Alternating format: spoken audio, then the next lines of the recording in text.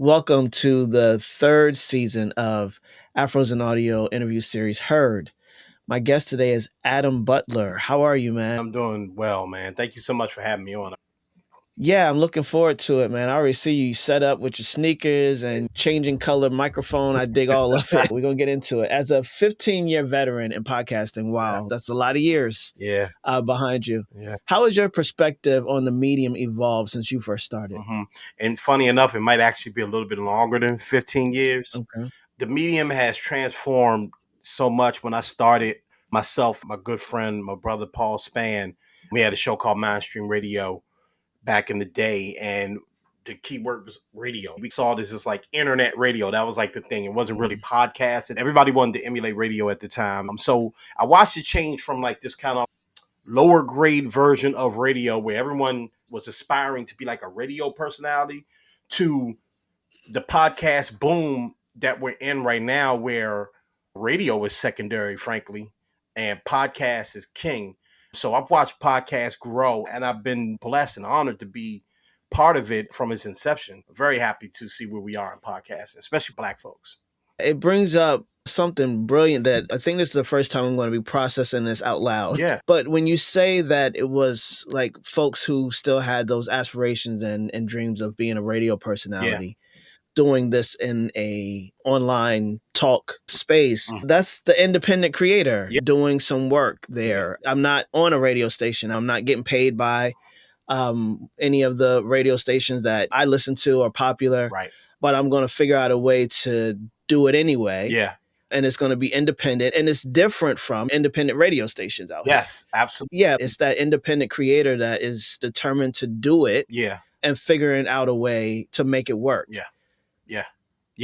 In the beginning, I'm glad you mentioned like the independent radio stations, because I created for two of them, and it was a lot of learning and just trying to figure out what was going on in the beginning, finding your voice. Like if you go back and listen to some of my pods from like 2005, we were going to commercial breaks. Then I started working at the radio station, and I took a lot of my cues from what I did at work. I was doing call letters. I was like doing drops. It was very interesting. And I think it took a lot of us some time and a lot of mistakes, trial and error, to really realize that, oh no, wait, the gatekeepers are gone, right? So the people that went in and said, you know what, maybe I'm starting this independent radio station to be seen by a bigger station, and then maybe I could be a program director for them, right? I think maybe that's why a lot of people start, right? Or maybe I'm an artist and I'm gonna start an independent station to play my music, and perhaps the bigger radio station will pick up my music and I can let this go. Or people like myself, maybe someone will hear my voice and then give me a show on this big network. The gatekeepers are gone, and we could just be independent creators and creatives on these platforms, and make money or whatever you wanted to do, whatever your end goal was. Maybe just to be creative. You can do that right here. The tide has shifted so much now that there are now gatekeepers back in podcasting. A lot of the bigger corporations have seen the power in podcasting. There are a lot of gatekeepers there now, and so it's become difficult to crack that ceiling if you're just entering podcasting now. But there was a great time, and I think we could get right back to it, but there was certainly a great time where there's so many creatives in the podcasting realm creating all sorts of podcasts, whether it be music driven, narrative driven, news, sports, whatever. And we all were able to just create. And I almost wish that we knew what we had then. I almost wish we really could figure out, instead of trying to chase something, we all understood then. I'm talking like 2010, 2011, before Serial broke out, right, and put podcasting on the map. I really wish that we had figured out then, wait, we have an industry here that we can really control and really capitalize on. Yeah, and I appreciate that perspective, and really the foundation and the pioneering thought and approach to the work back then. You don't know what you don't know, right? And if you know radio, then obviously that's what you're going to work towards. Sure. For all the reasons that you said, I don't have to repeat them. But I do believe that was the experience and the experimenting of the work that got us to this. But without it, how do we get to the point that we are now? So I appreciate even your experience and therefore your perspective on it. And I think it's just like any of the industries that we've seen in entertainment. It was a time where if you wanted to create a film, you had to get it greenlit. Some studio house give you the opportunity. Yeah. And then YouTube started allowing people to do web episodes and web series. And then that said, okay, I no longer need that approval. Right. And then you think about the record industry, the music industry, and then there was no more need for record labels. Right. I mean, I can put my music out and it can go far with or without signing my life away on the dotted line. But I think those things set up where we are in podcasting. Without it, we wouldn't know what we got going on. Yeah. And what it is today. Yeah. So we wouldn't have a platform like yours, honestly, if it weren't for people figuring it out. Absolutely. Your platform, not to kiss up or anything, but like your platform is like that dream that a lot of people saw back then for creatives. So there's definitely positive that came out of all of the learning curves of the early 2010s and the late 2000s. For sure. And that's something to be proud of. So yeah, man, I appreciate that. Yeah. That's dope. I'm glad we started off with that. That's really cool to get some history behind the work that we're seeing now and that we're all enjoying and capitalizing off of now. It was work like yours and folks like you in that space that led the groundwork for this. Appreciate it. For sure, man. Let's go there. That's the podcast. Yeah, it focuses on sneaker culture, fashion, and hip hop. What inspired you to combine these elements into one podcast? So I did a documentary. I've always been a sneakerhead, and I love hip hop. I love Black culture. I love hip hop, and I love sneaker culture. And to me, hip hop is a subculture of Black culture, and sneaker culture and fashion culture is a subculture of hip hop culture. So years ago, back in about 2016, I started working on a documentary film called What Are Those? And it was all about sneaker culture. And this is like the idea of the podcast as well, to talk to people who are not sneakerheads, right? People that are like, wow, you got a lot of tennis shoes, right? Like a lot of sneakers on. What is it about that? So this is why myself and the team decided to call it What Are Those? The Art of Sneaker Culture, right? So just basically breaking down the idea of sneaker culture, hitting every little subplot within sneaker culture, the competition, the negative parts, right? How a sneakerhead views sneakers as like wearable art, and even like clothes is like wearable art. So we did the documentary. It took me a while to finish it. Then the pandemic happened. And so the release of the documentary wasn't quite what I wanted because of the pandemic. I wanted to do the independent route like I did with my first documentary, screen it across the city and then maybe take it other places. Couldn't do that because of the pandemic. So I released it on YouTube and I got a great reception to it. So I ran into this organization called On My Feet. They started a sneaker network and we launched a mini webisode of just mini episodes. The original was basically like an Instagram IGTV show, just 5-10 minute episodes of me breaking down sneakers. That caught the attention of Fox Sports and LeVar Arrington, former Washington Commander, Penn State legend. He has a network called Up on Game. They approached me about doing a longer form version of What Are Those? And that's where the podcast came from. So I was with Fox and Up on Game for about a year. That's first season of What Are Those was. We eventually severed ties. And then I relaunched the podcast for season 2 this past summer independently. And we've been rocking since, man, and having a lot of fun with it. Yeah. Yeah, good for you, man. Good for you. To first of all have your own proprietary, this is my work. So you get to carry it on however you want. Yeah. And for continuing this narrative, sneaker culture, hip hop, all of it matters. And there's a subset of us who are dedicated, and they get to be represented and you find relatable content. Right. And so, no, it's very cool that you have tapped into this area of interest for a lot of people because sneakers are a thing. I don't know where you're located. Where are you located? I'm in DC, Washington, DC. Oh, there you go. Yeah, it's real. It's real. It's super real with the sneaker culture. I was raised in Silver Spring. Nice. And lived off of 5th and Kennedy. Yeah. But I remember when I lived in Jersey City, there was a small town called Teaneck, New Jersey, where it wasn't nothing but businesses. And there was a sneaker shop there. And going in to work in the morning, and people had been sitting outside of this sneaker shop with lawn chairs waiting for this joint to open up. Yep. It's real. Yeah. When you say that, it makes me think about when people think of sneakerheads and sneaker culture, you think about people lined up outside the store or a mountain of sneakers. And that's a huge part of it. And the fun part of it, but to me, it's just about expression. It's a way to express yourself. And for a lot of us, like I interviewed a brother in my latest episode, he's a collector of vintage sneakers, right? My man was pulling out sneakers from 1989, 1991. He had a pair of sneakers I had when I was in the fifth grade, and he gets them, he buys them, and he refurbished them.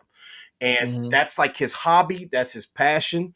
It gives him joy. And he's also a hobbyist when it comes to other vintage pieces, not just sneakers, vintage toys, just all sorts of stuff. So it even ties into like blurred culture in a way, right? So, Yep. like for me, I geek up when I see a pair of sneakers that gives me that nostalgia of hip hop in 1996 or hip hop Mhm. from 2018. You know what I mean? Like those things really just spark my spidey senses. And that's why I say this wearable art. It's just like Yeah, for a great sure. way to really express yourself through your clothing and your aura. Yeah, and it's a part of that collector's culture as well. Like, you are a whole ass collector, Yeah. whether it's Yeah. paintings on the wall or sneakers on your feet. Like, this is a serious art form and expression, as you said, Right. but it also takes that keen eye. There's plenty of sneakers that come up all the time. Yeah. You know what the which ones you're going after. Yeah. And that's not the same for every sneaker collector. Not And I think that for those of us who wear Vans, my daughter told me one day, let this be the last sneaker you get that don't have a name on it.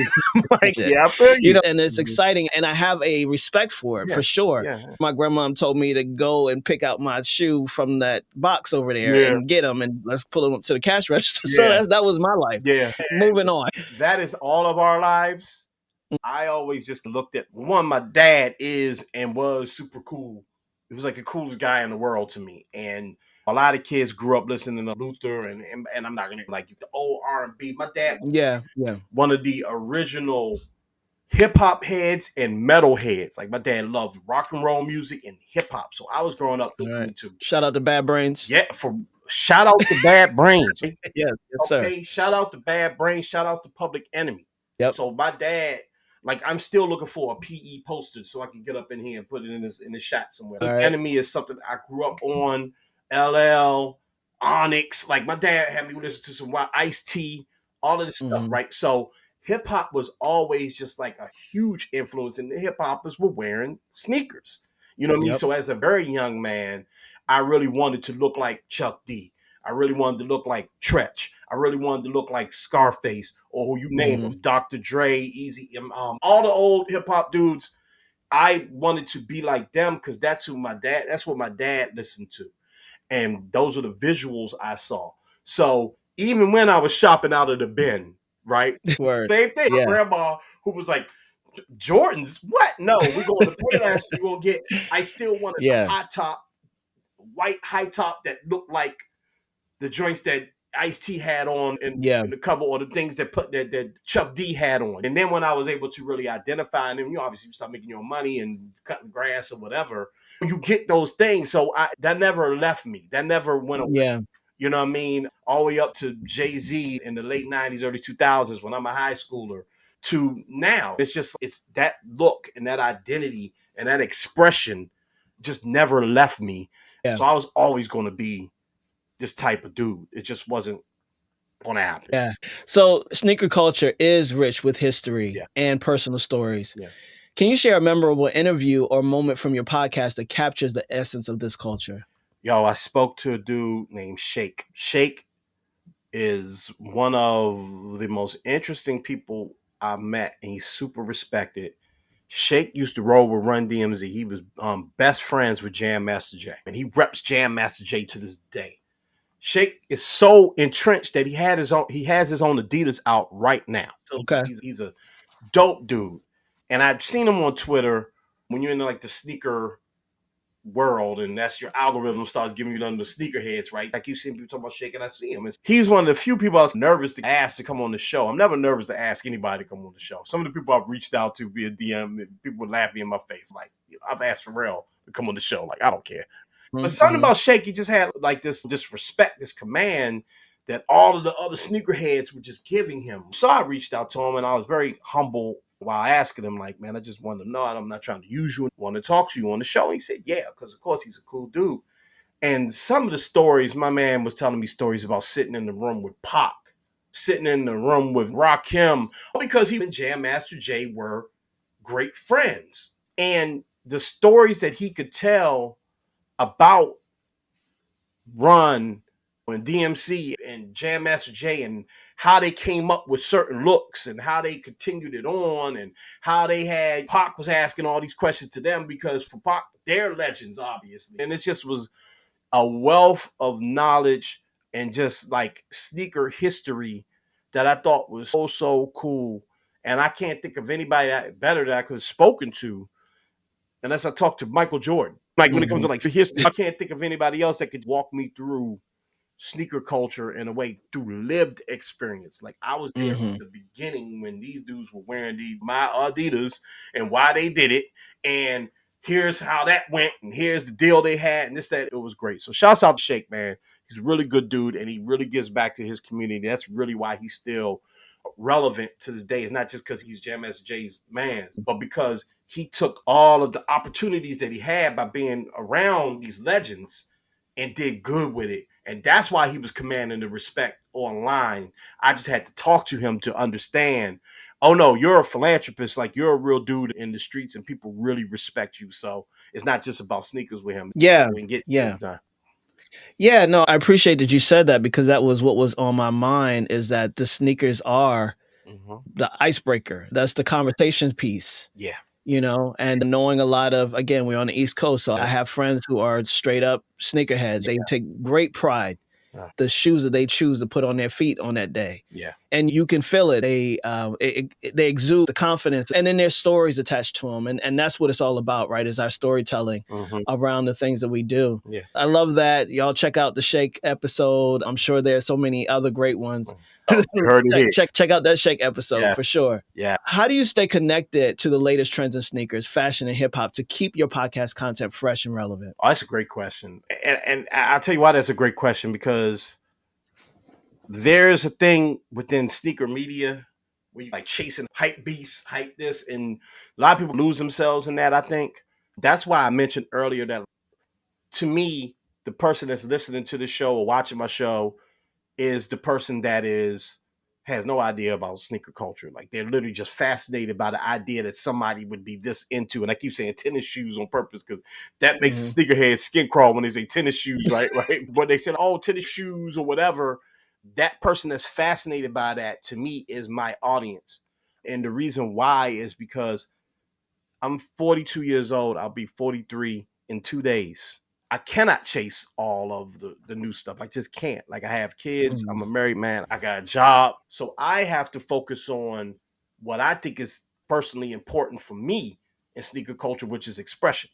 That doesn't mean I don't know the new drops, anything like that. To answer that part of the question, you follow Sneaker News, when you follow other podcasters, you talk to other people, you had them on the show, or you just want to know what's going on. Obviously, there's accounts and things like that will tell you every single sneaker drop and every bit of sneaker news you want to know. There's all sorts of Instagram accounts and YouTubes and a bunch of YouTubers that I follow, Mike Rich, people like that, Tony D2 Out, My First Kicks Pod, a lot of people that will let you know what's going on. But to me, it's the storytelling, and it's like you said, it's the icebreaker of what are those, right? Oh, there's this and another. Where you from? Oh, I'm from here. Oh, I used to have those back in the day. Yeah, and now all of a sudden we're talking about religion and politics and life and art and all sorts of stuff. So with the show, I'll bring you on. I may ask you a couple of sneaker questions, but then we're going to start talking about all sorts of stuff. So it's just a conversation starter. And that just comes from, again, where I am with sneaker culture, where I am as a person. I'm really interested in conversations and getting to know the person. And to me, the sneaker and the art of the sneaker is a great icebreaker. If you're a person that comes on my show and your business is sneakers, then yeah, we're going to talk mostly sneakers. But I've definitely had people on the show that are just like cool people. They may not even really be a sneakerhead for real, but I have them on and we talk sneakers, and then we're talking about whatever that person may have going on. Yeah, for sure, man, because you were coming out of DC where we wear black, blue, gray, white, and brown occasionally. Yeah. We definitely Yeah. are on our gray New Balance. Yeah. You're even doing something with that, because we love our sneakers, but we have a uniform too, you know? No, Yeah. real. Yeah. So I respect that. So You mentioned that podcasting helps you find yourself. How has this medium influenced your personal and professional growth? Oh, it's influenced my professional growth tremendously. I work in podcasting for a living, not just the podcast I do, but I run a podcasting network for my 9 to 5. Shouts out to Scoop News Group. I run a multimedia division there with a focus on the podcast. So I've been blessed, and that goes back to the beginning of the conversation, all those bumps in the road back in the day, but that got me at the radio station. My podcast that I started with myself, Paul Span, Mastering Radio, MSR, got me a job at Radio One, got me around people like Easy Street and Angie Ange and DJ Quicksilver and all of these people who end up being like friends and mentors, and got me in spaces that I wouldn't have been in and got me paid, obviously. From there, I went to BuzzFeed. From there, I was at another company, GovExec, and now at Scoop News Group. So that's my professional career. I met my wife because of radio and podcast. So Nice. there's the personal growth. But beyond that, finding media, film, audio production, and now like video production, the YouTube side and all that. I made so many friends just this summer at Podcast Movement. I met all sorts of, and also allows me to, as your audience can probably tell, I like to talk. And it gives me the opportunity to really express myself in a way that I wouldn't have been able to if these mics weren't hot and we didn't have the opportunity to just cut on this mic. The sneaker show is one thing I get to express myself. The cheapest of cheap plugs. We just launched another show called The Gatekeepers. Myself, and I keep bringing up Paul Span because that's my guy for years. And that's just a show about the culture. You know what I mean? Yeah. So I Yeah. have these opportunities to really just express myself on a day like today. Not promise you not to get political, but obviously the inauguration happened. I'm in a city where there's all sorts of people with different political ideologies walking around. I get to not bottle my thoughts up, and I get to express myself to people that want to hear it. And if you don't, you don't tune in. There you go. It's fulfilled my life so much. It's why I keep coming back to it. There have been times where I wanted to move on from podcasting in general. I've been doing it for so long and really focus on film or focus on something else, but I keep coming back to it. It keeps pulling me back in because I Yeah. love it dearly. I love podcasting. It changed my life, man. Seriously. Wow. Yeah, that's a great story. And the expansiveness of just starting a thing and really going in and doing it. Yeah. You talked about so many ways in which it's enriched and enhanced your life. It's cool to hear a story like that because we can only see ourselves as far as we can see ourselves. If we know what we've done and where we're going, that's what we see. Yeah. But to not know what's coming because you start, I think is some of the greatest unfolding of life in that experience. Yeah. Congratulations to you for all of that success. Thank you. And coming back. I appreciate the fact that you're still here, brother, because clearly you could be in other places. Yeah. So the fact that you stay here is a good look. Thank you. I appreciate that, man. That means a lot. Sometimes you open the mic up, and I tell people that want to get into podcasting, sometimes you're going to feel like you're speaking to no one. You're going to open the mic up and you're going to feel like you're speaking to an empty room. And you're going to look at those numbers and you're going to see some extremely low numbers and you're going to want to quit. And a lot of people do. You have to have a passion for this in some capacity. You have to, because ultimately we are right here, two voices of billion. As podcasting gets bigger and bigger, again, we were at Podcast Movement. There's so many people that show up and want to do this and are doing, and a lot of them are doing on a high level. You can't view them as competition.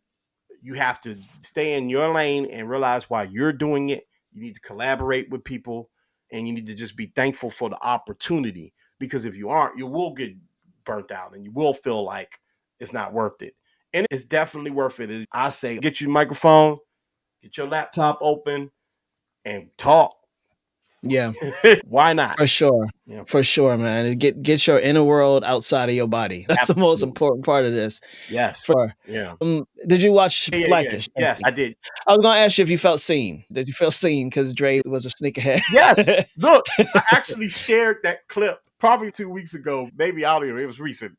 It popped up on my timeline of him breaking down, this sneaker cost so resells for this much, and I had it back in 1990. Yes, I feel seen whenever a sneakerhead is shown in pop culture. Yeah. It's really cool because I'm a nerd and blurred, whatever you want to call it. I love all the nerd stuff and sneakers for a while, even though it's more associated with quote unquote cool stuff like hip hop and rappers and da da da. Being a sneaker head wasn't always the coolest thing.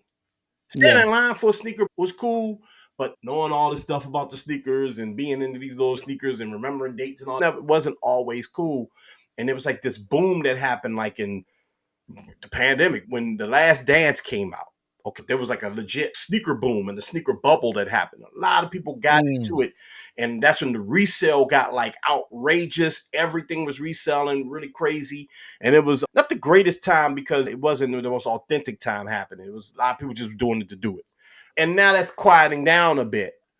And a lot of people in the sneaker community are see, yeah, but we still here. Yeah. So now that we Yeah. see people that are like, when you any opportunity there is just to whether it be fiction or just like a real person, you find out some celebrity or some politician or whatever or whoever is like a true sneakerhead, Yeah. anime fan, or you're a true science fiction fan, right? You feel seen when somebody can really show you and prove to you that oh, I'm about this and I have a love Yeah. for it like you. When it's not just about money making and not just the popularity at the Yeah, time, when all of that stuff fades away, yeah, who's still standing? Who's still here? Who's still talking about it? still It says a lot for sure. yeah. So for aspiring podcasters who may feel discouraged, Listen to other people's show and find yourself like a circle of podcasters and like friends that do it. I mentioned My First Kicks podcast. My man Haas, that's a dude we DM every now and then, and we kind of get our stuff off because I have people like in my friend circle that could call and really get into the minutia of podcasting and media and YouTube algorithms, and I don't hear all that. So if you find yourself like a group, and not even just for the negative, but also for inspiration, like these are people you can bounce ideas off of. They're also people, and this is I think a little trick, right? These are people that you could get on your show and you could be on their show, right? I learned this from Issa Rae. This is something Issa Rae said. People keep reaching up for guests and for hookups or whatever when you aren't reaching out to your circle. You got an editor sitting right next to you, probably. You have a cameraman or woman sitting next to you. You have a guest that a friend that's probably in a couple of years going to be a celebrity. You never know. And you are the person who can help get that person or those people where they need to be if you just work as a team. So, mhm, my biggest piece of advice is create a circle of people that are like minded, of creatives in any capacity, and really capitalize on that circle. Don't use people, but capitalize and help each other out. And you'll be shocked how much fun this will be.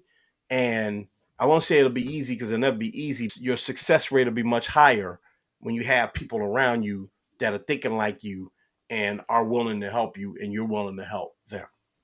absolutely. That spirit of collaboration and really moving things forward because we have each other. There's something to know that when we isolate is probably when we need people the most. Yeah. And so, yeah, being willing to reach out. That's what happens when you get our big ages is that you Mhm. start understanding the power of people Yeah. in your Absolutely. circle. Yeah, Absolutely. I love that, man. So, what are your goals for what are those in the Mhm. coming years? And how do you plan to continue pushing boundaries in podcasting? Yeah.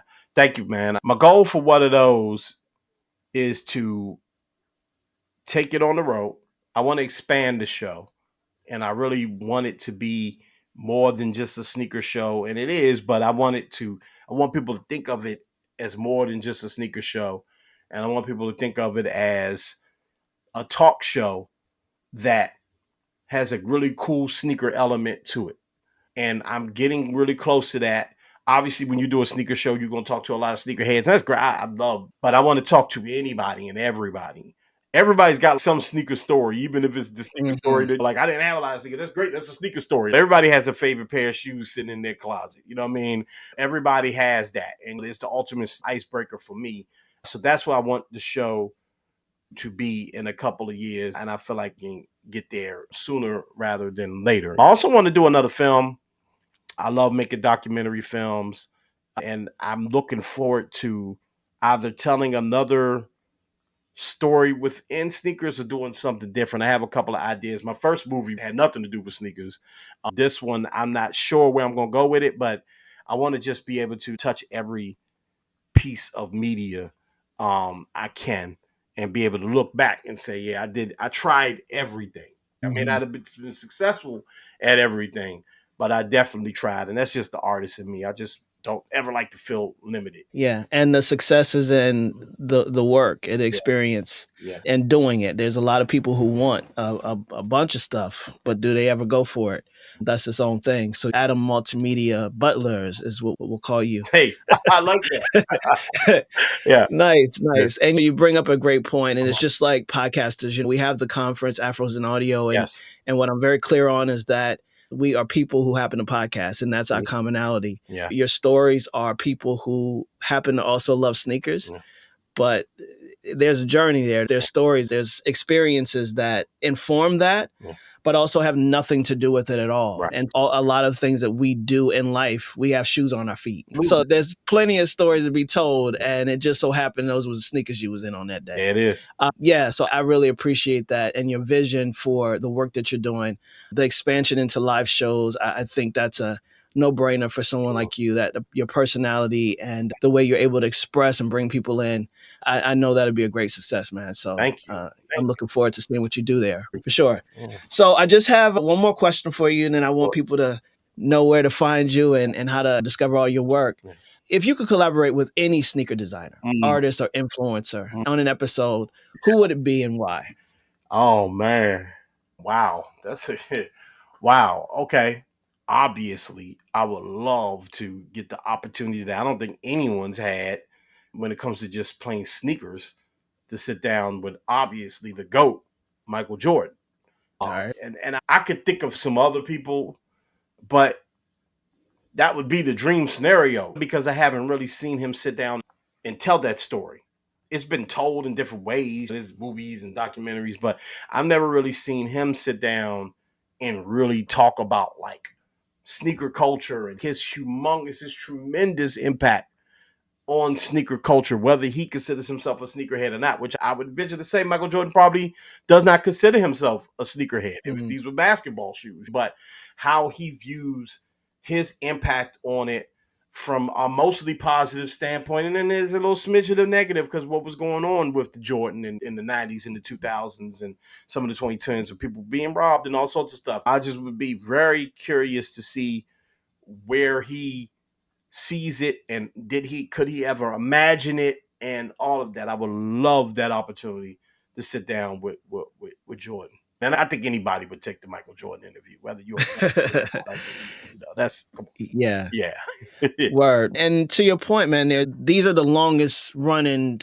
sneakers, Yeah. from the basketball culture, period. There's tons of sneakers that get dropped by players all the time. Yeah. They one and done them. And sometimes there's another iteration, but for the most part, It's you get Jordan. what you get, and Yeah. that's it. Yeah. Jordan has been redone and iterated Yeah, and man. revamped, Yeah, bro. updated. It's crazy. Probably every 2 3 years we get some new Jordans, and so yeah, and then of course, like to the point, there's a lot of stories to be told Yeah.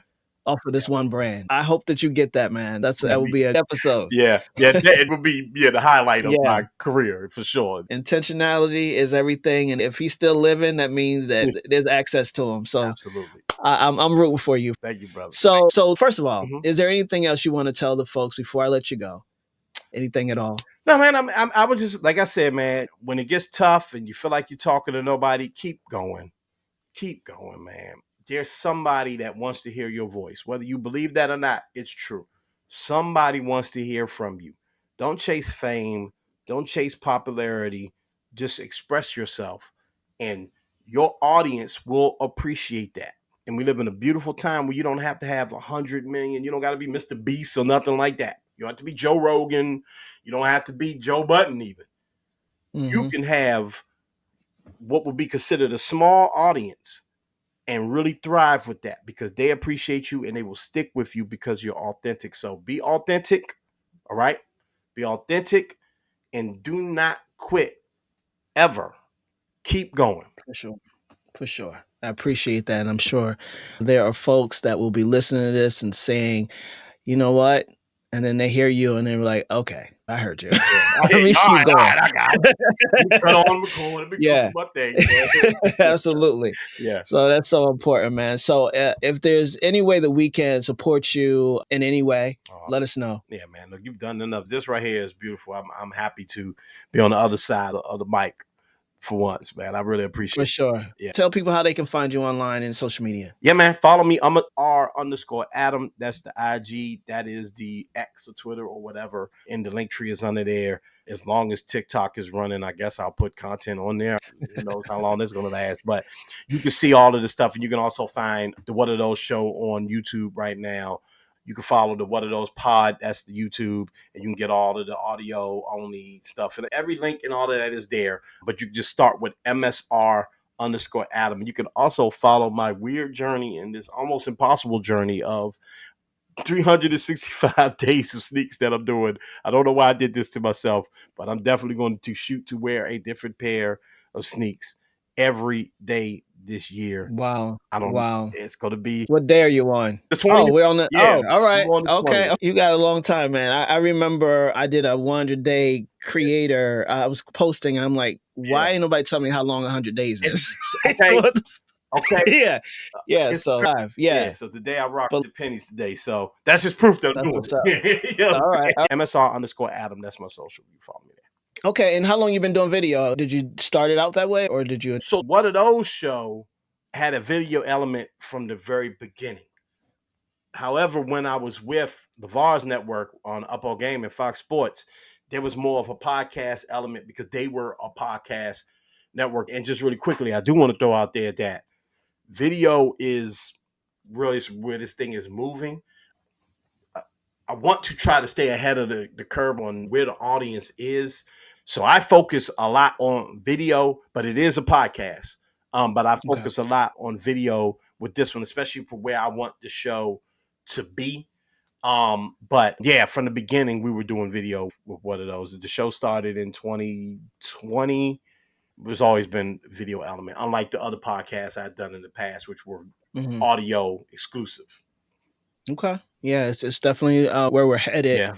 And it's important that we are on top of that, on Yeah, top of those trends. for sure. So, man, Adam, it's been great talking to you. Bro. I learned a lot about you. I appreciate the stories and the culture. It's really important that we keep these legacies and these aspects of our culture alive and for us.